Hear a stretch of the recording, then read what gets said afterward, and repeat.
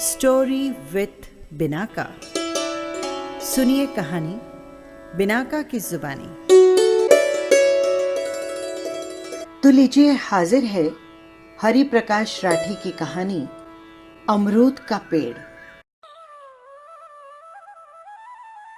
जैसे महाजन अपने बढ़ते धन को देखकर खुश होता है, किसान अपने लहलहाते खेतों को देखकर खुश होता है, माता अपने प्रिय पुत्र को देखकर खुश होती है, नवीन जी अपने बाहर आंगन में लगे अमरूद के पेड़ को देखकर खुश होते थे। न जाने उन्हें इस पेड़ से क्यों लगाव हो गया था। कोई 5 साल हुए, उन्होंने नर्सरी से लाकर इसका पौधा लगाया था। बड़े जतन से इसकी देखभाल करते थे, समय समय पर खाद पानी सब कुछ मुहैया करवाते थे। समय जाते देर नहीं लगती। पेड़ भी अपने कद्रदान के घर आकर ऐसा फूला फला जैसे शुक्ल पक्ष का चंद्रमा। वर्ष दर वर्ष पेड़ बढ़ता गया और कुछ ही वर्षों में फलों से लद गया। शाम आंगन में आराम कुर्सी पर इस पेड़ के साए में बैठकर नवीन जी की सारी थकावट दूर हो जाती थी। बच्चा जब जवान होकर सुपुत्र हो जाता है तो माता पिता उसके पालने में उठाई सारी पीड़ा को भूल जाते हैं। ठीक यही हाल नवीन जी का भी इस पेड़ को लेकर था। नवीन जी, जिनका पूरा नाम नवीन चंद्र दत्ता है, अब प्रौढ़ हो चुके हैं। सर पर कुछ कुछ बाल ही नजर आते हैं, जैसे विदा लेते यौवन के अवशेष हों, परंतु उनका ललाट दैदीप्यमान है तथा चेहरे से सौम्य एवं विद्वान नजर आते हैं। हृदय से अत्यंत दयालु हैं। उन्हें देखते ही लगता है जैसे कोई भला और उपकारी आदमी हो। कॉलोनी में उनकी सबसे अच्छी मित्रता है। दरअसल उनके सहज स्वभाव के कारण लोग उनसे अक्सर मिलने आते थे। सबके सुख दुख में बढ़ चढ़कर काम आते थे वो। शादी हुए कोई 20 वर्ष हो गए। एक बेटा और एक बेटी है, मुकुल और मालती। पत्नी शालिनी समझदार और व्यावहारिक है, पर उन्हें मूर्ख ही समझती है। उसे अच्छी तरह से मालूम है कि मेरे पति देव को सभी मूर्ख बना सकते हैं।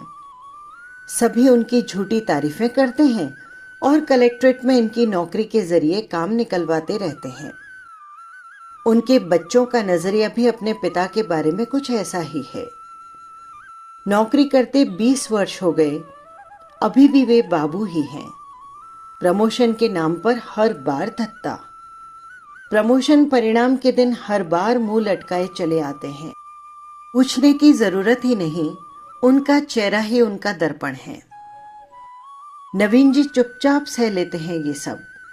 उन्हें मालूम है भले और अच्छे इंसान के लिए दुनिया में वितृष्णा के अतिरिक्त कुछ भी नहीं। उनकी खुशी तो उनके आत्मसंतोष में ही छिपी है। इस बार सीजन में अमरूद के पेड़ पर बहुत फल आए। पेड़ जैसे अमरूदों से लद गया।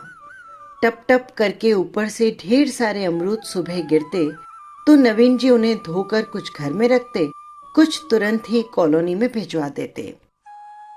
घर से बाहर निकलते तो लोग कह ही देते, भाई नवीन जी, आपके पेड़ जैसे मीठे अमरूद तो कभी नहीं खाए। नवीन जी को इससे एक भीतरी खुशी मिलती थी। शायद अमरूद का पेड़ भी इसे कहीं से सुन लेता, प्रशंसित होकर बढ़ चढ़कर फल देता।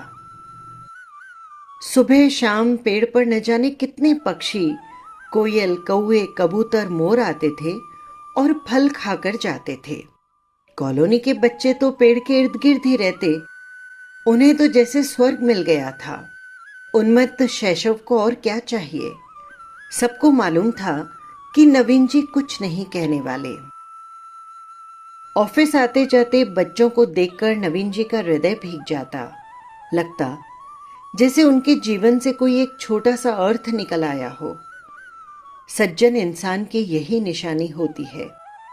मिट्टी किसी की भीगती है, परंतु तृप्ति उसको मिलती है। दुख किसी को पहुंचता है, परंतु पीड़ा उसके अंतस में उभरती है। आज ऑफिस से आते हुए वे 4-5 लोहे के हुक लगवाकर एक बांस ले आए थे। घर आते ही पत्नी और बच्चों ने टोका, ये क्या कर रहे हैं आप? क्या आपको मालूम नहीं है इससे हमें कितनी तकलीफ होती है? सारे दिन बच्चे मुंडेर पर बैठे रहते हैं, पक्षी अधपके फल गिराते रहते हैं, सफाई कर कर के थक जाते हैं, और आप ये बांस और ले आए। कुछ और भी कसर रह गई थी? बड़े सहज भाव से नवीन जी ने कहा, भाग्यवान, बच्चों को बहुत तकलीफ होती है। अभी कल ही पड़ोसी गिरीश जी के बच्चे अमरूद तोड़ते हुए गिर गए थे। मैंने सोचा बांस छप्पर पर रख दूं तो बच्चे छप्पर से बांस लेकर अमरूद तोड़ लेंगे। एमए फर्स्ट क्लास पत्नी ने सर पीट लिया, मन ही मन कुढ़ी और खिंच कर रह गई। एक यही बेवकूफ मिला था जगत में मेरे लिए। लेकिन नवीन जी चुप। अमरूद का पेड़ भी उनके साथ चुप खड़ा था, मानो कह रहा था कि संसार के मूर्खों में तुम अकेले नहीं हो। लेकिन दोनों ही दाता होने के सुख को जानते थे। धरती जैसे धन धान्य से भरकर सब कुछ अपनी संतानों को दे देती है, वैसे ही विसर्जन के सार गर्भित सुख से नवीन जी माला माल थे। इस बार सीजन में इतने फल आए कि कॉलोनी के लोग तो क्या, पक्षी भी निहाल हो गए। यहां तक कि गाय बकरियां भी अध पके फल को खाने के लिए आने लगी। सभी उस पेड़ को दुआ देते थे, और इन दुआओं के मिलते अमरूद का पेड़ हर वक्त फलों से भरा मिलता था। कल्पवृक्ष हो गया था पेड़। उपकारी व्यक्ति की संपत्ति जैसे कभी खाली नहीं होती, वैसी ही हालत पेड़ की थी। प्रकृति का ये गूढ़ रहस्य नवीन जी के साथ साथ पेड़ को भी समझ में आ गया था। शायद किसी की दुआ नवीन जी को भी लग गई। इस साल उनका वर्षों से रुका प्रमोशन हो गया। अब वे अपने महकमे में अधिकारी हो गए थे, लेकिन प्रमोशन के साथ ही उनका स्थानांतरण भी जोधपुर से 350 किलोमीटर दूर जयपुर हो गया। नवीन जी की वर्षों की मुराद पूरी हो गई। बुढ़ापे में उन्हें बाबूजी सुनना बहुत बुरा लगता था। सोचा कम से कम बच्चों की शादी में तो कह पाऊंगा कि मैं सरकार में अफसर हूं। अफसर आखिर अफसर होता है। बाबू को तो सब्जी वाला भी सलाम नहीं करता। पैसा सब कुछ थोड़े ही है, इज्जत भी कोई चीज है। इंसान की मनस्थिति के अनुकूल उसके विचार भी बन जाते हैं। चूंकि दूसरी जगह तुरंत रिपोर्ट करना था, अतः आनन फानन सामान पैक हो गया। उन्होंने मकान मालिक को हिसाब कर चाबी पकड़ा दी और कहा, हम सभी कल यहां से चले जाएंगे। नई जगह की नई तकलीफें नवीन जी के जहन में घूमने लगी थी। रात को वो बराबर से सो भी नहीं पाए थे। सुबह सूर्य जल्दी उगाया था, शायद उसे भी नवीन जी को विदाई देनी थी। अच्छे दिनों में समय जाते देर नहीं लगती। आंगन में हल्का सुनहरा प्रकाश बिखरने लगा था। अमरूद का पेड़ आंगन में यथावत खड़ा था। पत्तियों पर ओस की बूंदें सुहावनी लग रही थी। नवीन जी ने एक एक कर सारा सामान बाहर भिजवाया और घर खाली होने पर आंगन में चले आए। अब तक बच्चे और पत्नी बाहर जा चुके थे। नई सरकारी गाड़ी में बैठने की सबको जल्दी थी। अमरूद का पेड़ जैसे उन्हें विदाई देने को खड़ा था, मूक और प्रागल्भ। उसे देखते ही वे भाव विभोर हो गए। कस के पकड़ लिया उसे और फफक कर रो पड़े। इस शहर को छोड़ते हुए उन्हें सर्वाधिक दुख इस पेड़ को छोड़ने का हो रहा था। मानो कोई भाई भाई से बिछुड़ रहा हो। संभल कर उन्होंने उस पर प्यार से हाथ फेरा, जैसे उसे समझा रहे हों कि इस जीवन में कौन हमेशा साथ रहा है। हर रिश्ते की एक उम्र होती है, शायद तुम्हारा मेरा इतना ही साथ हो। नवीन जी शायद वहीं खड़े रहते, पर बाहर से बिटिया की आवाज सुनकर चौंके। पापा, कॉलोनी के सब लोग, बच्चे आपका बाहर इंतजार कर रहे हैं। नवीन जी बाहर आए और आश्चर्यचकित रह गए। कॉलोनी के सभी लोगों ने उन्हें फूलों से लाद दिया। बच्चे, बूढ़े, सभी उन्हें बाहर सरकारी गाड़ी तक छोड़ने आए। गाड़ी में बैठते बैठते भी वे अमरूद के पेड़ को देखना न भूले थे। शायद कह रहे हों, मित्र, फिर मिलेंगे।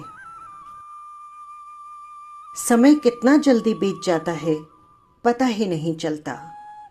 नए काम की आपाधापी और जिम्मेदारी में नवीन जी को पता ही नहीं चला कि जोधपुर छोड़े 2 वर्ष हो गए। इन्हीं दिनों ऑफिस के काम से कोर्ट के एक पेशी के सिलसिले में उन्हें जोधपुर आना पड़ा। सुबह जोधपुर पहुंचकर उन्होंने सोचा, पहले कोर्ट का काम कर लिया जाए। होटल से तैयार होकर वो सीधा कोर्ट पहुंचे। पेशी से आते आते 2 बज गए। सीधे होटल पहुंचकर कमरा खाली किया और गाड़ी में नीचे आकर बैठ गए। ड्राइवर उनका इंतजार ही कर रहा था। गाड़ी में जाते जाते उन्हें पुराने घर की याद हो आई। पुरानी स्मृतियां कुरेदने लगी। कॉलोनी रास्ते पर ही थी। सोचा लगे हाथों सभी से मिल लें। पुरानी यादें ताजा हो आई। अमरूद का पेड़ देखने को उनका अंतस तड़प उठा। वे सीधे अपने पुराने घर में गए और देखकर अचंभित हो गए कि वहां अब कोई पेड़ नहीं था। नए किराएदार ने बताया कि पेड़ कुछ समय पूर्व गिर गया और उसे फेंकवा दिया गया।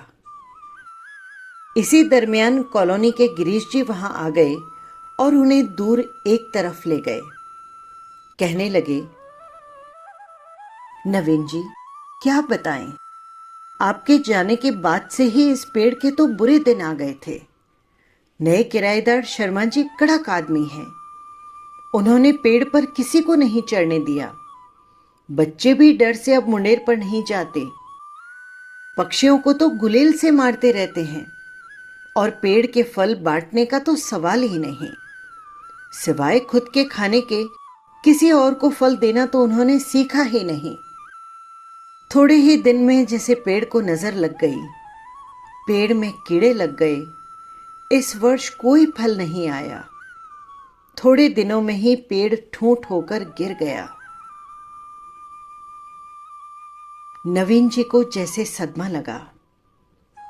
वे चुपचाप आकर गाड़ी में बैठ गए और ड्राइवर को गाड़ी चलाने को कहा। गाड़ी में आते ठंडे झोंकों से शायद उनका मन शांत हुआ। सोचा, ये प्रकृति भी अपने आप में कितनी पूर्ण है। जब तक फल बंट रहे थे, फल आ रहे थे। जो ही संचय शुरू हुआ, जैसे गंगोत्री ही कट गई। जो देना नहीं जानता, उसे प्रकृति देती भी नहीं है। एक अजीब से विषाद भरे इस ज्ञान के मर्म को सोचते सोचते न जाने कब उनकी आंख लग गई।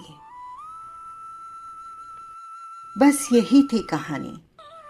आपको पसंद आई हो तो कमेंट बॉक्स में कमेंट जरूर कीजिएगा। फिर मिलेंगे किसी नई कहानी के साथ। नमस्कार।